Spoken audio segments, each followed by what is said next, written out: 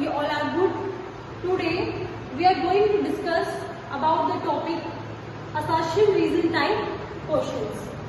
हम आज ये पढ़ेंगे कि assertion reason type के जो क्वेश्चंस होते हैं उनको कैसे सॉल्व करते हैं.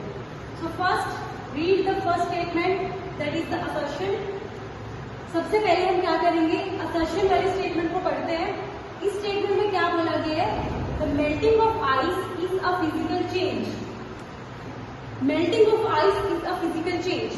आपको सबसे पहले पता होना चाहिए. First you all know what is physical change. Physical change क्या होता है? Physical change वो होता है जिसके अंदर एक सब्सटेंस अपनी फॉर्म, साइज, शेप ये सब चेंज कर सकता है, लेकिन उस चेंज के बाद कोई भी नया कंपाउंड निकल के नहीं आया. जैसे कि आपने कोई पेपर लिया, पेपर को आपने बीच में से कट कर दिया, आपने उसको टीयर कर दिया, उसको फाड़ दिया, तो उससे क्या होगा? सिर्फ पेपर डिवाइड हुआ ना कुछ हिस्सों में, कुछ नया कंपाउंड तो नहीं निकल के आया, तो उसको आप क्या बोलते हो? That is the physical change.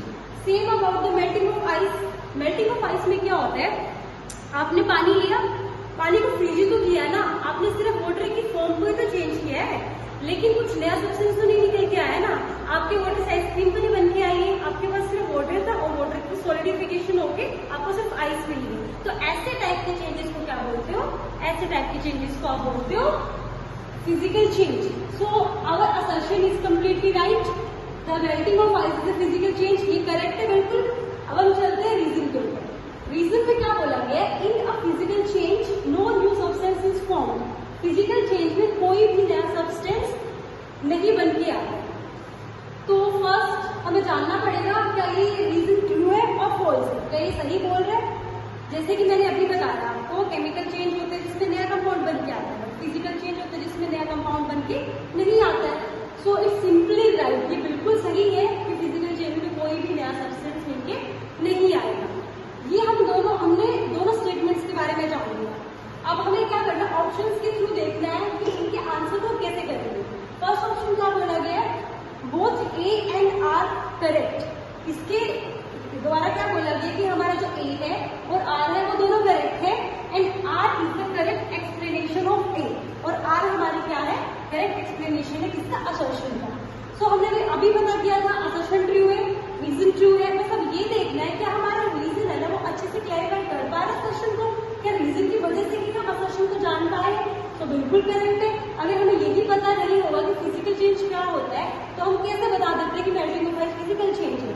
हमें पता है अच्छे से कि फिजिकल चेंज में कोई भी नया सब्सटेंस नहीं बनता, इसीलिए हम बता पा रहे हैं कि मेल्टिंग ऑफ आइस भी क्या है? फिजिकल चेंज है. तो that means the reason is completely explaining about the assertion. जो हमारा रीजन है ना वो कम्प्लीटली बता रहा है असर्शन के बारे में. So our first option is the correct. So answer for this assertion reason type question here is answer A. इस तरीके से आपको सॉल्व करना है assertion reason type वाले क्वेश्चन. जो क्वेश्चन हमें दिया गया उसमें हमें मिल चुका है कि आंसर A है, बट कई क्वेश्चन ऐसे भी आएंगे जिनमें बी ऑप्शन या सी ऑप्शन में डी ऑप्शन करेक्ट होगा. जैसे कि बी ऑप्शन में क्या बोला गया है? बी ऑप्शन में बोला गया both A and R correct.